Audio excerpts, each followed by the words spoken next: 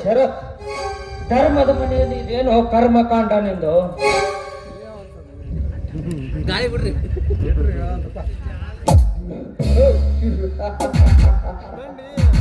ಅದನ್ನು ಕೇಳೋ ನೀನು ಯಾರು?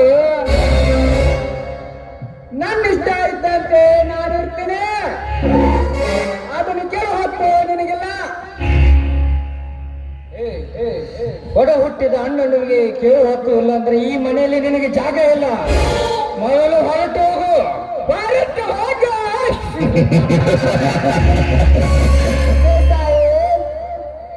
ಈ ನಿನ್ನ ಕೋಂಕ ಬುದ್ಧಿಯನ್ನ ನಾನು ಮೊದಲೇ ತಿಳಿದುಕೊಂಡಿದ್ದೇನೆ. ಅದಕ್ಕೆ ನಾನು ಖಾಲಿ ಪತ್ರ ಮೇಲೆ ನಿನ್ನ ಸಹಿ ಮಾಡಿಸ್ಕೊಂಡಿದ್ದೇನೆ. ಇನ್ನು ಮುಂದೆ ಈ ಸರ್ವಾಸ್ತಿಗೆ ನಾನೇ ಹಕ್ಕುದಾರ.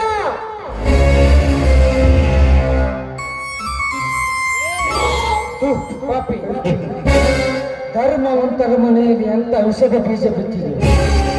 ತಮ್ಮ ತಮ್ಮ ಅಂತ ಹೇಳಿ ನಂಬಿದಕ್ಕೆ ಸ್ವಂತ ಅಣ್ಣನಿಗೆ ಮೋಸ ಮಾಡಿದೆಯಲ್ಲೋ, ನೀನೆಂತ ಸಹೋದರನು?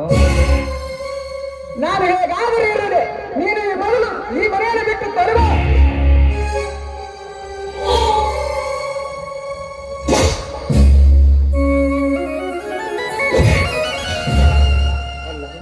ಸಹೋದರ, ನೀನು ಚಿಕ್ಕ ವಯಸ್ಸಿನ ತುತ್ತು ಮಾಡಿ ಉಣಿಸಿ ಬೆಳೆಸಿ ಇಷ್ಟು ದೊಡ್ಡವನ್ನ ಮಾಡಿದ್ರೆ ನೀನು ನನ್ನ ಬೆನ್ನಿಗೆ ಚೂರು ಹಾಕಿದೆಯಲ್ಲೋ ಸಹೋದರ. ಏ ದೇವ, ಏನಪ್ಪ ಇದು? ಸತಿ ಸಾವಿತ್ರಿ ಅಂತ ದೇವತೆಯನ್ನೇ ಇವನ ಮಾತು ಕೇಳಿ ಮನೆ ಬಿಟ್ಟು ಹೊರಗೆ ಹಾಕಿದೆ. ಇವನ ಮಾತು ಕೇಳಿ ಅವಳು ಪ್ರಾಣ ಪಕ್ಷಿನೇ ಈ ಸಮಾಜದಲ್ಲಿ ಧರ್ಮ ಸತ್ಯದ ಸಪ್ಪನಿಗೆ ಅಂತ ಬದುಕಿದ್ದಾರೆ. ಈ ಸಮಾಜ ನಮ್ಮನ್ನು ನೋಡಿ ಭಯ ಪಡುವುದಿಲ್ಲ. ಆದರೆ ಅನ್ಯಾಯದಿಂದ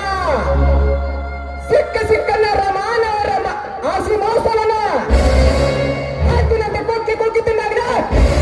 ಈ ಸಮಾಜ ನಮ್ಮನ್ನು ನೋಡಿ ಭಯ ಪಡುತ್ತದೆ. ಶಬಾಷ್ ಶಬಾಷ್. ಈ ಮನೆಯಲ್ಲಿ ನಂದೋ ದೀಪವಾಗಿ ಬೆಳಿಬೇಕಂತೇಳಿ ನಾನು ಈ ಧರ್ಮದ ಅಧಿಕಾರಿ ಆಗುತ್ತಾನೆ. ಆದರೆ ನೀನು ಬಡವರನ್ನು ಕುಚ್ಚುವ ರಣಹದ್ದು ಅದೆಲ್ಲೋ ರಣಹದ್ದು. ಮುಂದಿನ ಭಾಷೆ ಯಾರಿಗೆ ಬೇಕಣ? ಇದ್ದಷ್ಟು ದಿನ ಜಾಯ ಕೆಳಗೆ ನನ್ನ ಸಾಧನೆ.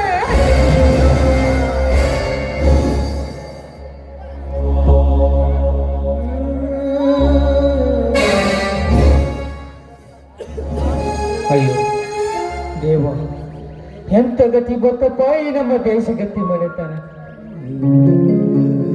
ದೇವತೆ ಅಂತ ಸತಿಗೆ ಅನುಮಾನ ಕೊಟ್ಟು ಪ್ರಾಣ ಇನ್ನು ಮುಂದೆ ನನಗೆ ಯಾವ ದೇವ ಯಾವ